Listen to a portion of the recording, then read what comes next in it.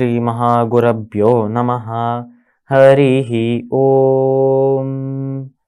சதாசிவசமாரம்பாம் சங்கராச்சாரிய மத்யமாம் அஸ்மதாச்சாரிய பர்யந்தாம் வந்தே குரு பரம்பராம்.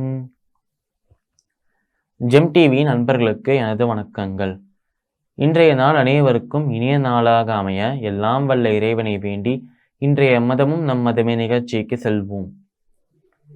இன்னைக்கு நம்ம லக்ஷ்மி தேவி மேல இருக்கிற ஒரு மந்திரத்தை அர்த்தத்தோட பார்த்துட்டு நேற்றைய தினத்தின் கதையின் தொடர்ச்சியை காணலாம். மகாலட்சுமி ச வித்மஹே விஷ்ணு பத்னியை ச தீமஹி தன்னோ லக்ஷ்மி பிரச்சோதயாத். இந்த ஸ்லோகத்திற்கு உண்டான விளக்கம். மகாலட்சுமியை ச வித்மஹே விஷ்ணு பத்னியை ச தீமஹி, அதாவது நம்ம லக்ஷ்மி தேவி தான் அனைவருக்கும் லக்ஷ்மி தேவி அப்படிங்கிற பெயர் சொன்னாலே ஒரு ஸ்வரூபம், அழகான ஸ்வரூபம் ஞாபகம் வருமாம். அந்த ஸ்வரூபம் விஷ்ணு பத்னிச்ச தீமகி, விஷ்ணுவின் பத்னியாக, விஷ்ணுவின் மனைவியாக பத்னியாக காட்சியளிக்கிறாளாம் நம்ம மகாலட்சுமி. அதனால மகாவிஷ்ணுவுக்கு பத்னியாக இருக்கிற மகாலட்சுமிக்கு நமஸ்காரம் அப்படின்னு சொல்றோம் இந்த மந்திரத்துல ஆரம்பத்துல.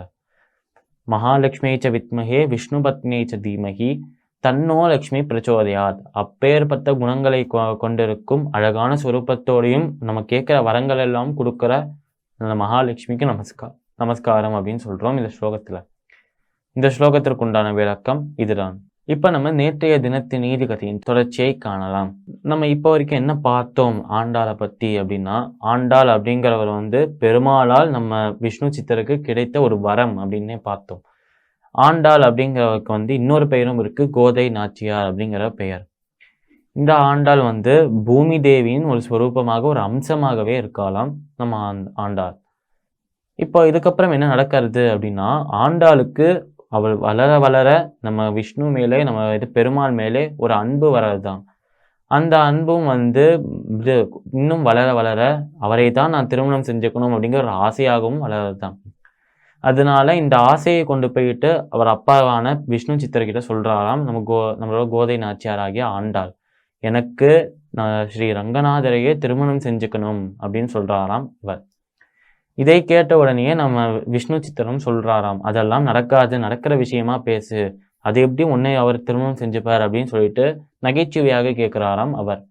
இருந்தாலும் இதை நகைச்சுவாகவே எடுத்துக்கலாம், சீரியஸா எடுத்துக்கிட்டாலாம் நம்ம ஆண்டாள். அதனாலேயே நம்ம விஷ்ணுவை நோக்கி அவ எப்பயுமே நோன்புகள் இருப்பாளாம் ரொம்ப நிறையவே. அது மட்டும் அல்லாமல் நிறைய விரதங்களும் இருக்க ஆரம்பிக்கிறாளாம்.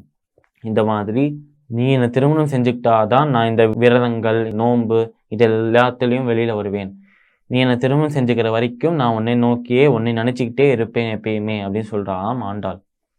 அதனால ஒரு நாள் கனவு, ஒரு நாள் ராத்திரி நம்மளோட பெரியாழ்வாரோட கனவுல வராராம் விஷ்ணு. அவர் சொல்றாராம், நீ எனக்கு தொடுத்து தர மாலைகள் எல்லாத்தையுமே அவ சாத்திக்கிட்டு எனக்கு திருப்பியும் அவ சூடிக்கிட்டு எனக்கு போட்டு தருவா, அதுதான் எனக்கு பிடிச்சிருக்கு.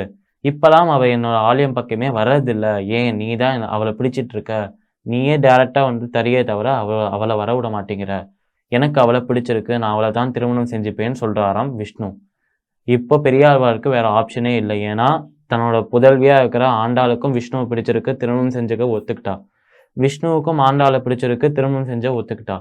இதுக்கு நடுவுல ஒரு அப்பாவாக, ஒரு தந்தையாக நம்ம குறுக்கில இருக்கக்கூடாது அப்படிங்கிறதுக்காக நம்ம பெரியாழ்வார் என்ன பண்றாருன்னா, மேல தாளங்கள் முழங்க ரொம்ப ஜோரா, ரொம்ப சந்தோஷமா, ரொம்ப ஆனந்தமா நம்ம ஆண்டாளை நம்ம ஸ்ரீ ரங்கநாதரோட ஆலயத்துக்கு கூட்டிட்டு வராராம்.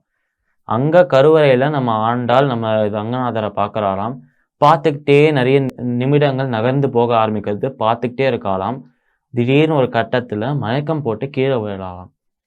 என்ன ஆச்சு அப்படின்னு பார்த்தா, ஆண்டாள் மூச்சு விடுறாளா அப்படின்னு பார்த்தா இல்லையா. அப்போ திடீர்னு எல்லார் கண்களையும் மறைக்கிற மாதிரி ஒரு ஒளி தெரியாதாம். அந்த ஒளியில நம்ம ரங்கநாதரும் நம்ம ஆண்டாளும் பக்கத்துல நின்றுட்டு இருக்காளாம். அதனால ரங்கநாதரை மணந்த ஆண்டாளாக மாறினாள் கோதை நாச்சியார். இப்படி தரிசனம் கொடுத்து ஆண்டாளை நான் ஏத்துக்கிறேன் அப்படின்னு சொல்றாராம் விஷ்ணு. சொல்லிக்கிட்டே சிரிக்கிறாராம். எல்லாரும் கை கூப்பி வணங்குறாளாம் விஷ்ணுவையும் ஆண்டாளையும். இதோட ஆண்டாளோட கதை நிறைவு பெறுகிறது. மீண்டும் நாளை சந்திப்போம். நன்றி, வணக்கம்.